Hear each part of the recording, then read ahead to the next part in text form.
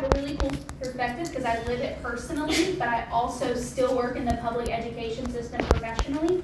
And I have a homeschool child. We pulled him out from public school 2 years ago, and it was the best decision we ever made. I chose to stay in public education to still advocate for kids who may not have that support at home, and try to change the system from the inside out. So, like we talked about, my most important job is I am a parent. I live this journey daily with a beautiful neurodiverse child who has severe autism. Jacob, like I said, is 10 years old. I met him in 2019 when I was working in a severe and profound classroom. Jacob needed an adoptive home, and we were ready to step into the role that God has called us to. So, we foster, we adopt, we kind of know that world as well with the special needs communities. So I like to think that I have a pretty good idea of what's going on and some things that I could really talk to y'all about that may really help make this journey a little bit easier. Okay, so thriving doesn't mean that you have everything figured out. It just means that you found ways to build a life that works for your child and your family. And I will say this all the time. What works for me and my family may not work for you and your family, and what works for you and your family may not work for your sister or your brother's family or your friend's family. Every family has to do things their own way. Not two neurodiverse children are going to be the same. Two kids may have autism and they may be at two entirely different ends of the spectrum. That's very important to remember. So here we go. 4 core areas to help your family thrive. These are the 4 things that we are going to be talking about today. In my professional opinion, these 4 things are non-negotiables to set your child up for success in the future. And when I say the future, I always think 18 plus. 18 plus when they're graduating high school, entering into the workforce, entering into a worksite program, staying in school a little bit longer until they're 22, going into college, anything like that. If your child does not have one of these core areas, I highly recommend that this is your starting block. Without these 4 things, you are going to notice a lot of deficits and gaps in your child's learning and your child's daily activities and things like that. So these 4 things are always the basis that I recommend to start with, because without one of these things, you're going to notice some holes, some gaps, and things like that. So we're going to start, number 1, with communication. Every child needs the ability to communicate, and it is up to us as their parents and also professionals involved in your life as well to provide them the opportunity to communicate within their means. But again, no 2 situations will look the same, and we're going to talk about that. So, types of communication, devices, and systems. So we have an AAC device, an augmented and alternative communication device, the picture exchange communication, verbal communication, and sign language. Typically, when we see these communication devices, I always recommend a family to choose one. Okay, you don't want to work in multiple communication devices at the same time, because you want your child to pick their preference and really follow along with what they are interested in, and then follow them. A pretty common question I get is, why is sign language at the bottom? Well, in order for your child to learn sign language, that probably means that they have some sort of delay in verbal communication. Sign language is a very tough skill for a neurodiverse child to learn, especially if you're talking autism, Down syndrome, cerebral palsy, anything of that nature. Sign language encompasses a bunch of skills.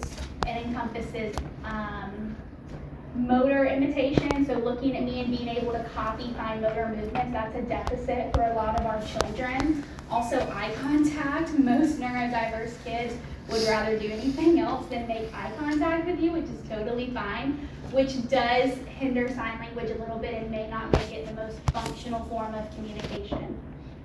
Verbal communication obviously is just like this, what we're doing right now, talking to one another. Picture exchange communication and AAC.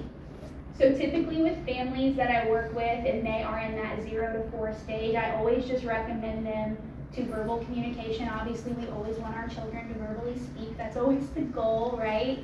But if for some reason they do have a delay or deficit in that area, I do like to point them to the picture exchange communication system. And all that is it's very simple. Is you print out pictures of things that your child may want to ask for, and instead of them verbally asking for it, they grab the picture, and they bring it to you. So if my child right here wanted some goldfish and she wasn't able to verbally tell me that she wanted some goldfish, right? She would be able to go get that goldfish picture off the pantry door, come bring it to me, and I'd say, oh, you want goldfish, and then provide her with that opportunity. Okay, that really works for our emerging learners, our 0 to 4. You notice your child in that 0 to 4 range, and they're getting on up to 4, 5, and 6, and they're still not verbally communicating. I would really still heavily work right here with the picture exchange communication, because without this prerequisite, the AAC device is going to be very difficult for them to understand. An AAC device is a really fancy word for an iPad. You may see some kids walking around with iPads, and they have pictures and all of those things, and they touch the picture and it will say goldfish, and then they can get those things that they want. But I always recommend this picture exchange communication as a forerunner to that, almost as a prerequisite, if you will. By the age of 7 to 8, if we're still not getting the verbal language that we want from a child, I definitely recommend working with a language therapist in order to maybe get insurance to help cover that cost. They can typically work through insurance companies to help you out with that. Okay. So, the second key is behavior, and really and truly, I had a really tough time writing this because I could do an entire workshop on just behavior, but ultimately we cannot do that today, but I would love to talk with you further if you have any more specific questions. So all behavior is a form of communication from your child. Your child is in public and they start having a meltdown and you have no idea why, they can't tell you why. It's a communication deficit. And when we're typically working with neurodiverse children, most all children, I think studies show 86% of children have some sort of language deficit if they have some sort of disability. That's a really large number. And that, of course, that number spans all over the spectrum. Some children are 10 and 11 years old, they haven't picked a form of communication yet. Some children are completely verbal and they just need help with some social cues. So that spectrum is very, very, very large. So when we're thinking about behavior, just remember that if your child is having some sort of behavior issue, always think to yourself, what I think to myself is, what are they trying to tell me? So, why do these behaviors happen, and am I doing something wrong? The question here is no. You are not doing anything incorrectly. But why do these behaviors happen? So, we are going to jump into this. When I use the word behavior today, I am specifically talking about maladaptive behaviors. So these are those really negative behaviors that we can see sometimes, such as aggression, hitting, kicking, biting, pinching others or themselves. Self-injurious behaviors, head banging, hitting oneself, biting oneself.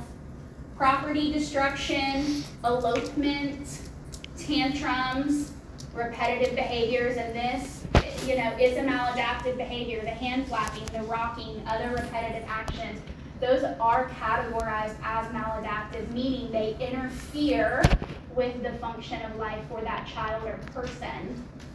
Sensory sensitivities, over or underreacting to sensory stimuli, difficulty with communication, social withdrawal, and emotional dysregulation. Now, typically in today's society, when we see the word behavior, we always think negative, and that's not true. We all have behavior. The way that you're sitting right now, that's a behavior. The way that I'm standing here presenting right now, that's behavior. Behavior doesn't mean it's a negative thing. That's why I want to specify maladaptive behavior. Those are our negative behaviors that we want to work through in order to get them to the behavior that we want, that we desire for our child to have. So, here's the question. How do we go from maladaptive behavior to desirable behavior? I was sitting down writing this with a coworker of mine, And it was so difficult to try and put into such simple terms, how does this happen? So I'm going to try to break it down as basic as I can. And then at the very end, if there are any questions, I'm more than happy to talk to each of you individually. If you have any questions, please let me know, and I'm happy to answer. So when we're looking at maladaptive behavior, so if you have a child in your life, if you have a person that you know, or anything like that, think of the behavior that they demonstrate. So for me, I'm thinking of my son, and a current behavior he has right now is when he gets very overwhelmed, he just starts banging his head. And that is really, really tough to deal with. He's 10 years old, he's getting bigger. He's almost as tall as me without my wedges on. So the core 4 functions is we always need to find the root cause or the function of that behavior. If we don't find the function of the behavior, we're never going to figure out how to make it desirable. So we need to figure out, are they trying to escape? Do they want to get far away from me and what I'm asking them to do? Are they trying to get access to something? Are they trying to get outside? Are they trying to get to a snack? Are they trying to get to a calming space where they can deload a bit? Is it a sensory input need? Do they need some a weighted blanket, a weighted vest? Do they need some tactile where they're touching something soft or soothing or rocky? Or, and I hate to say this, but it is true, statistically speaking, the highest function that we always see is attention. I want attention, so I'm going to do this. And if I'm not getting the attention I want, oh, I'm about to. So that is typically what we see with the root cause. It is always going to be one of those 4. It will never be anything else. If it is, very rare. With the amount of children I've worked with over these last 7 or 8 years, it always falls under one of these core 4 functions. Now, it may be multiple at once. He may need, or she may need, a sensory intervention and she wants attention, but it will never be outside of these. Once you can figure this out, you are winning. I have this shirt and I love it. It says it's all fun and games until somebody figures out the function of my behavior. So, it's one of my faves. So now that we have the root cause, we begin the journey of getting to the desirable behavior. The key word here is journey. The desirable behavior does not come overnight. In fact, it really won't come for about 30 days. Okay, there's going to be an implementation process, which is where the fruit of the Spirit, patience, comes in. So, let's look at that. Well, let me go back, because I thought I put a slide in there, and I did not. So, when we typically look at behavior implementation, I always say once you find the function of the behavior, we're going to work on replacement behavior, which we will talk about towards the end. Once you look at replacement behavior and you pick the one that you would like, I always recommend do not do anything different for 15 days. So, what would that look like? If you had a child, let me give an example of my own child. A couple months ago, we went through a journey where my son Jacob loved to shatter glass. That was fun. He shattered all of our cups, our bowls, our plates, the store's cups, the store's bowls, the store's plates, grandma's cups, grandma's plates, everything.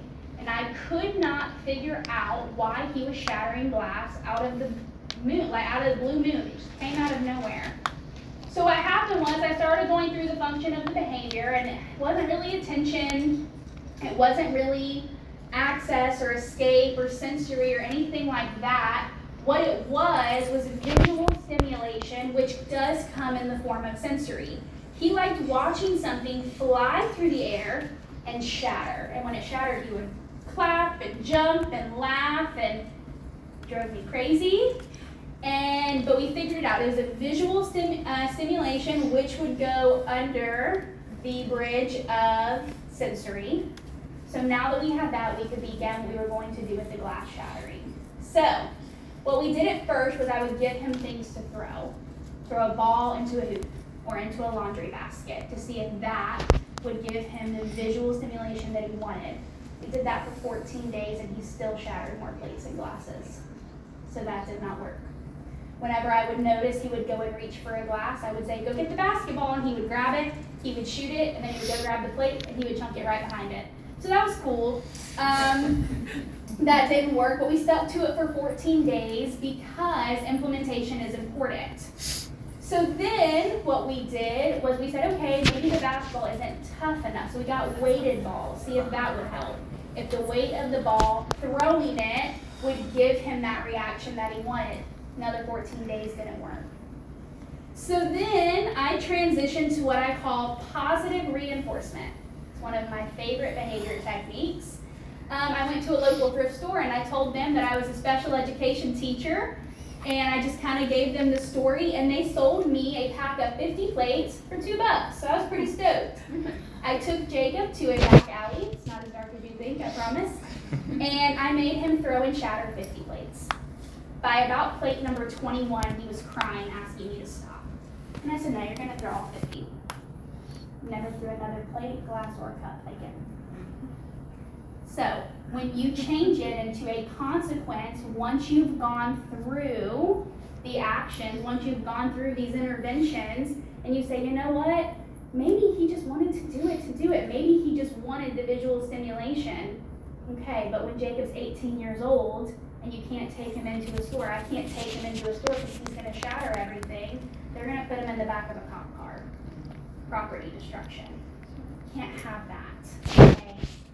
What I said in my earlier workshop is if you ever do see a maladaptive behavior, I always tell parents, add 8 or 9 years onto that child's age and ask yourself, do you want them displaying that behavior when you add 8 or 9 years to their life?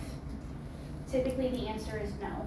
And if your answer is no, you may want to start looking at some interventions and things like that.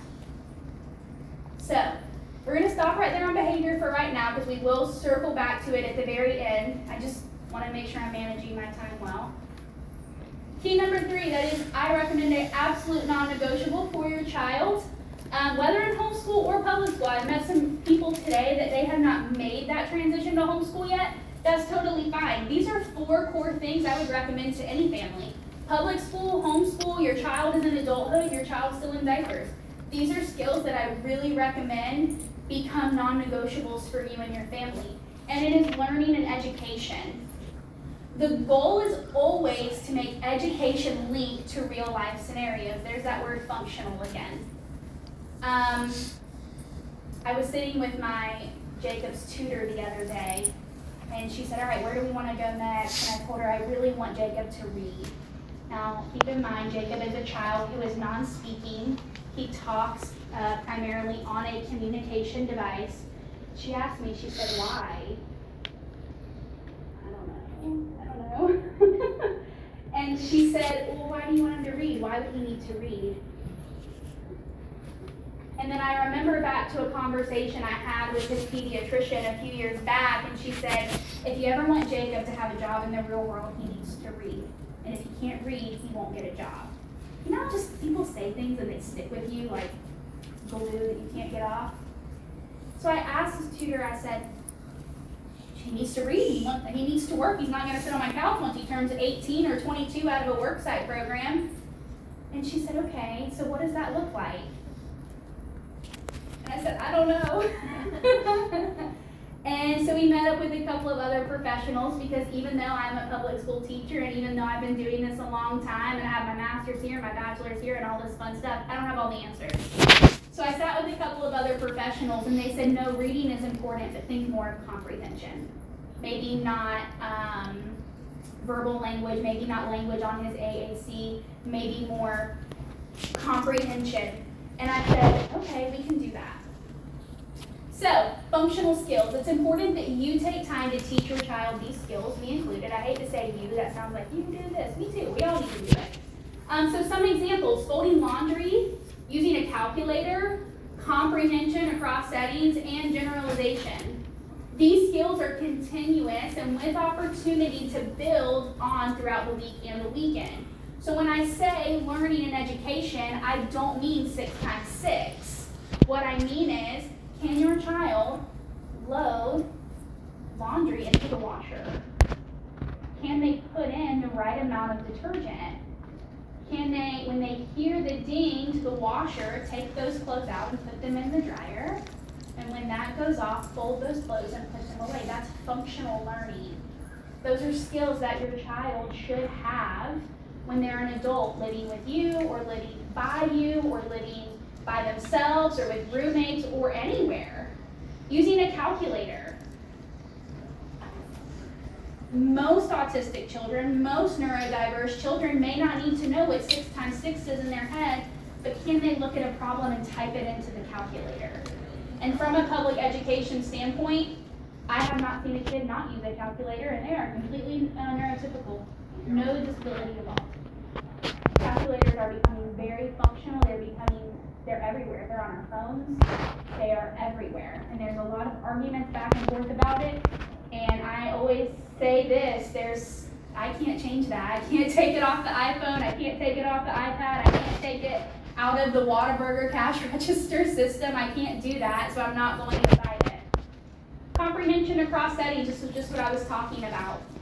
So as we were continuing through Jacob's education journey, and we started looking at some reading comprehension.